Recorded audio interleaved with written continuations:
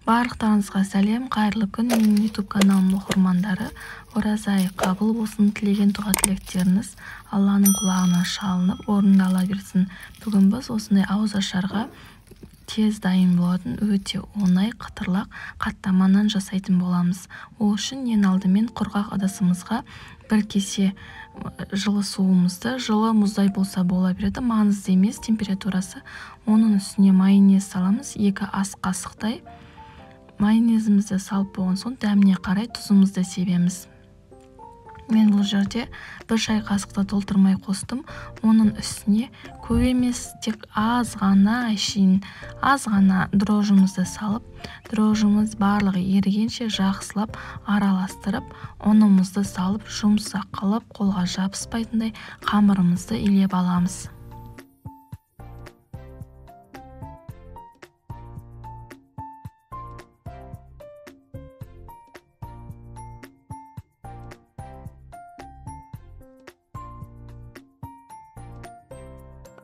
Қамырымызды илеп қойдық, 10 минутқа демалдырып қоямыз.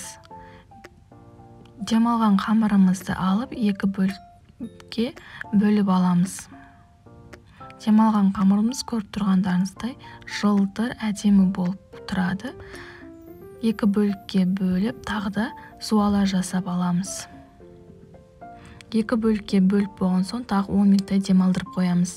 Демалған қамырымызды алып, оқтаудың көмегімен ұнымызды сеуіп, қалың қылмай, қатты жұқа қылмай, орташа қылып, мантының қамыры сияқты қылып жайып аламыз.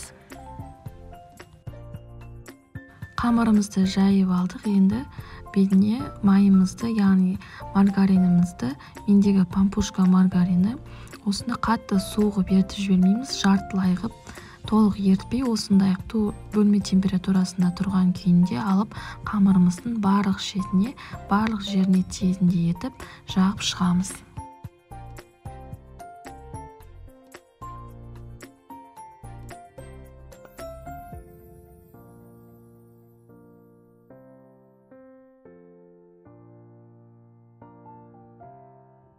Майымызды жағып болған соң өз қалауларыңызша көк пияз, немесе ақ пияз, немесе укроп та қосуға болады, өте дәмді болып шығады. Мен көк пияз қостым.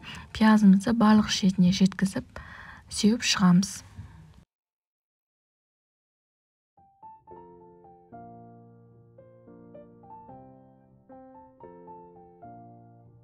Майымызды жағып, пиязымызды сеуіп болған соң, оқтаудың көмегімен қамырды жайғандай қылып, қайтадан оқтауға қамырымызды жайып аламыз, орап аламыз. Оралған қамырымызды тура 5 бармақтың қамырын кескендей ортасынан кесеміз.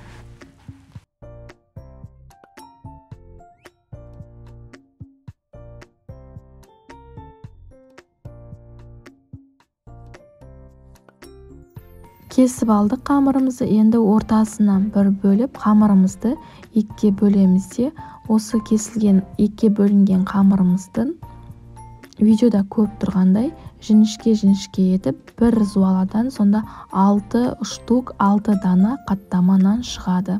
Осылай бөліп, кезекпен видеода көріп тұрғандарыңыздай рулет сияқты қылып орап шығамыз. Сол кезде біздің қамырымыздың слойы көп болады және қатпарлы болып, қытырлап, әдемі болып шығады. Барлығын осылай орап шығамыз.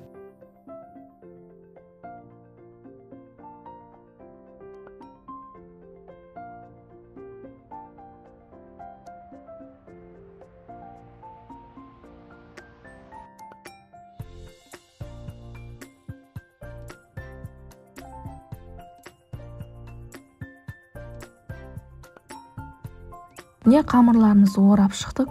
Орап болған соң 10 минутқа холодильникке қойып қоямыз. Холодильникке қойдық, енді алған кезде майымыз қатып, жаюға ыңғайлы болып шығады. Енді қамырымызды қатты жұқа қылмай, қалың қылмай, орташа қылып, зуаламыз өзіміздің бөлгенімізге қарай жайып шығамыз. Міне жайып шықтым. Енді табамызды қыздырып, ішіне сұйық майымызды құйып, қаттамамызды салып, 2 шеті қызарғанша кезекпен пісіріп аламыз.